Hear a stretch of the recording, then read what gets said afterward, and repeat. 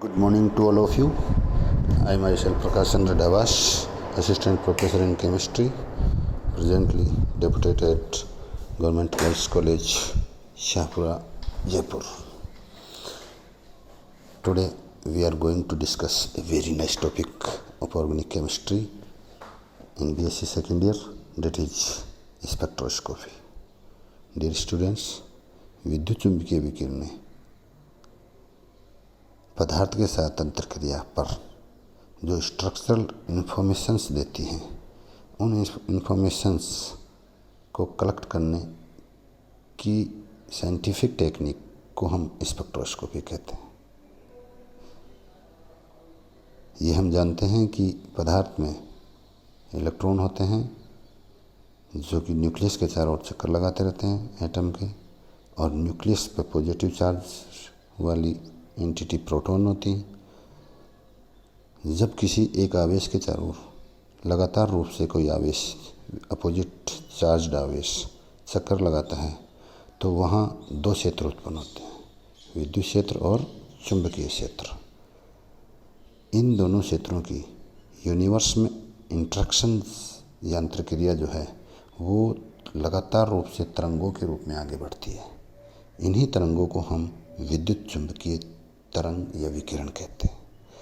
विद्युत चुंबकीय विकिरणों को वेवलेंथ के बढ़ते या घटते क्रम या एनर्जी के बढ़ते या घटते क्रम पर अरेंज करने पर जो डेफिनेट अरेंजमेंट हमें प्राप्त होता है, उस अरेंजमेंट को हम स्पेक्ट्रम कहते हैं। स्पेक्ट्रम के किसी भाग की विद्युत चुंबकीय विकिरण कि हम पदार्थ के साथ अंतरक्रिया करवाते हैं और उसके रिगार्डिंग इन्फॉर्मेशंस कलेक्ट करते हैं। आइंस्टीन समीकरण में हमें यह भी पता है कि E बराबर एच सी अपॉन लेमडा से जिन रेडिएशंस की वेवलेंथ ज़्यादा होती है उनकी एनर्जी कम होगी, या जिन रेडिएशंस की वेवलेंथ कम होती है उनकी एनर्जी ज़्यादा होती है। इसका मतलब energy is inversely proportional to wavelength. अलग अलग वेवलेंथ वाली विकिरण को स्पेक्ट्रम में अलग अलग नाम वाली विकिरणों के नाम से जानते हैं। मसलन 3600 एंगस्ट्रॉम से 4000 एंगस्ट्रॉम वाली विकिरण को हम अल्ट्रावायोलेट या पैराबैंगनी विकिरण कहते हैं। 4000 से 7000 एंगस्ट्रॉम वाली विकिरण को हम अवरक्त दृश्य या विजिबल रीजन की रेडिएशंस कहते हैं। 7000 या 7000 एंगस्ट्रॉम से ज़्यादा वेवलेंथ वाली रेडिएशंस को हम इंफ्रारेड या अवरक्त विकिरण कहते हैं। अब स्पेक्ट्रोस्कोपी में हम जिस भाग की रेडिएशन की पदार्थ के साथ इंटरेक्शन करवा रहे हैं, उस स्पेक्ट्रोस्कोपी को हम उसी के नाम से जानते हैं। फॉर एग्जांपल, अल्ट्रावायोलेट या पैराबैंगनी क्षेत्र की विकिरणों की पदार्थ के साथ अंतरक्रिया पर जो इन्फॉर्मेशन हम कलेक्ट करते हैं, उस स्पेक्ट्रोस्कोपिक टेक्निक को हम अल्ट्रावायोलेट या यूवी स्पेक्ट्रोस्कोपी कहते हैं। अवरक्त क्षेत्र की विकिरणों के साथ पदार्थ की अंतरक्रिया से संबंधित स्पेक्ट्रोस्कोपी को हम आईआर या अवरक्त स्पेक्ट्रोस्कोपी कहते हैं। डियर स्टूडेंट्स, अल्ट्रावायोलेट रीजन की रेडिएशंस जिनकी वेवलेंथ बिलो 4000 या 4000 एंगस्ट्रॉम होती है, उनकी एनर्जी आईआर रेंज की रेडिएशंस जिनकी वेवलेंथ 7000 एंगस्ट्रॉम से ज़्यादा होती है की कंपैरिजन में ज़्यादा होती है, एनर्जी यूवी रेंज की भी रेडिएशंस की ज़्यादा होती है। इसी प्रकार इंफ्रारेड रेडिएशंस जिनकी वेवलेंथ ज़्यादा होती है, उनकी एनर्जी कंपैरेटिवली कम होती है। इस एनर्जी डिफरेंस की वजह से मैटर के साथ इंटरेक्शन पर जो होने वाले स्ट्रक्चरल चेंजेज भी डिफरेंट टाइप के होते हैं। जैसे यूवी रेंज की रेडिएशंस हायर एनर्जेटिक होने के कारण पदार्थ के साथ इंटरेक्शन पर बॉन्ड्स को तोड़ देती है। इस वजह से जो इलेक्ट्रॉन फ्री होकर एनर्जी एब्जॉर्प्शन पर higher energetic anti bonding orbitals में अप्रोच करते हैं। इसी कारण से इस ट्रांजिशनल फिनोमेना की वजह से यूवी स्पेक्ट्रोस्कोपी को हम ट्रांजिशनल स्पेक्ट्रोस्कोपी या इलेक्ट्रॉनिक या संक्रमण स्पेक्ट्रोस्कोपी भी कहते हैं।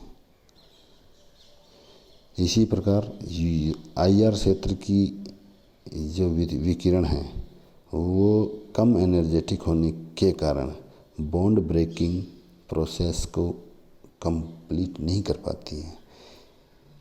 उन रेडिएशंस की इंटरेक्शन पर पदार्थ में सिर्फ वाइब्रेशंस ही या कंपन ही उत्पन्न हो पाते हैं और matter lower energetic vibrational level से IR रेंज की विकिरण एब्जॉर्ब करके हायर एनर्जेटिक वाइब्रेशनल लेवल में पहुंचता है। इसलिए IR स्पेक्ट्रोस्कोपी को हम वाइब्रेशनल या कंपनिक स्पेक्ट्रोस्कोपी कहते हैं।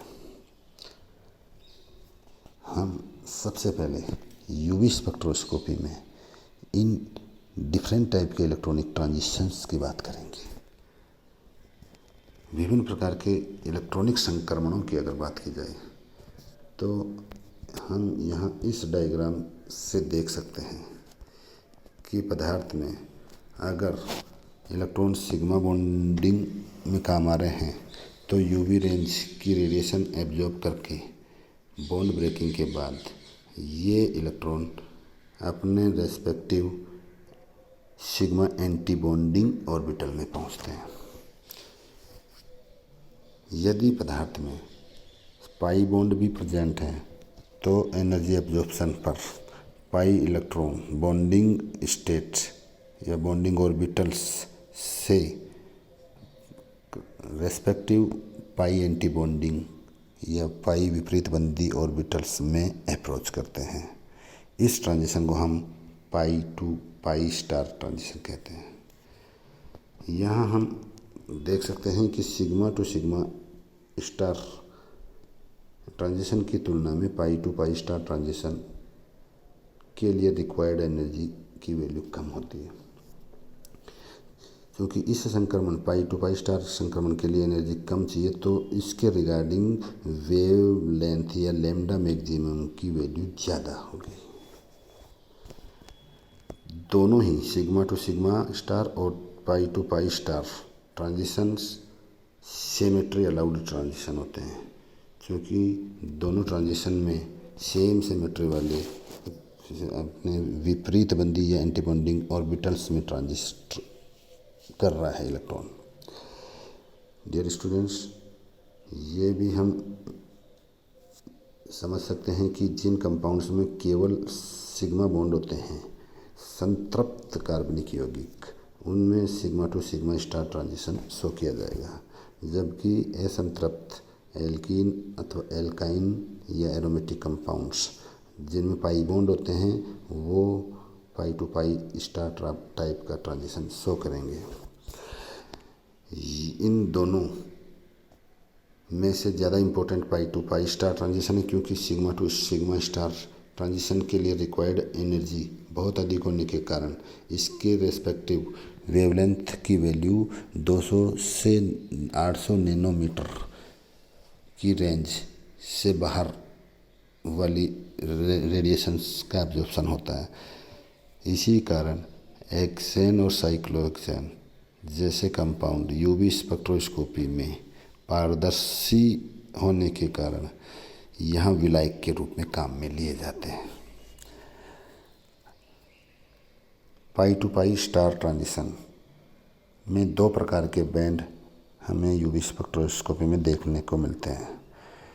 एल्कीन में जो पाई टू पाई स्टार ट्रांजिशन के रिगार्डिंग बैंड बनता है उसको हम के बैंड कहते हैं, तथा एरोमेटिक कंपाउंड्स में प्राप्त होने वाले इस ट्रांजिशन से रिलेटेड बैंड को हम ई बैंड कहते हैं।